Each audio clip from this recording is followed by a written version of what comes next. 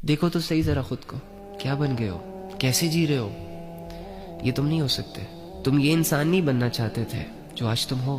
تم تو وہ انسان تھے جو اللہ کی نافرمانیوں سے کانپ اٹھتا تھا، جس کو اللہ سے گہری محبت تھی، جس کی یہ خواہش تھی کہ وہ بڑے ہو کر اپنے اللہ کے لیے جان دے گا، اپنے اللہ کو اپنا دوست بنائے گا. راہ چلتے کوئی ایسی چیز تمہیں نظر آتی جس سے لوگوں کو نقصان پہنچ سکتا تھا، کوئی کانٹا، کوئی نوکیلی چیز، تو تم اسے اپنے ہاتھوں سے ہٹا دیتے تاکہ کسی کو تکلیف نہ پہنچے، نقصان نہ پہنچے. تم تو وہ انسان ہو کہ جس پر جب کوئی ظلم ہوتا تھا تو آسمانوں کو دیکھتا تھا.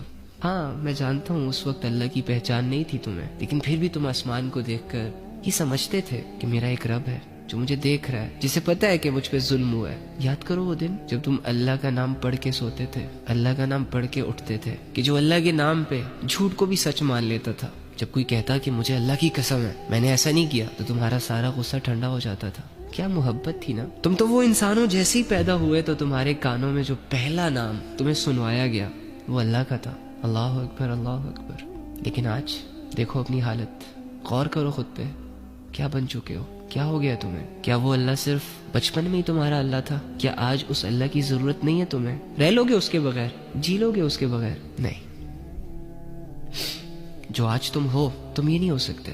خود ہی سوچ لو. ہاں بچپن میں جو انسان جب کسی راستے سے گزرتا اور اسے کوئی ایسا کانٹا یا کوئی نقصان دینے والی چیز نظر آتی تو وہ اس نیت سے اٹھا لیتا کہ کسی اور کو نقصان نہ پہنچے. اور آج جوانی کے ایام میں وہی انسان لوگوں کو دھوکے دے کر، لوگوں پہ ظلم کر کے، لوگوں سے جھوٹ بول کے، لوگوں کے دل توڑ کے، لوگوں کو ذہنی مریض بنا کے، لوگوں کو الجھا کے کیسے رہ سکتا ہے؟ وہ انسان یہ سب کیسے کر سکتا ہے؟ وہ نوجوان جب اسے سمجھ نہیں تھی بچپن میں اللہ اکبر کی صداؤں پہ جو مسجد کی طرف بھاگتا تھا، آج وہ جوان ہونے کے بعد، اس کی سوچ اور سمجھ بحال ہونے کے بعد کیسے اپنے رب کی آواز پر اس کے گھر نہیں جا سکتا؟ یہ تم نہیں ہو بڑی.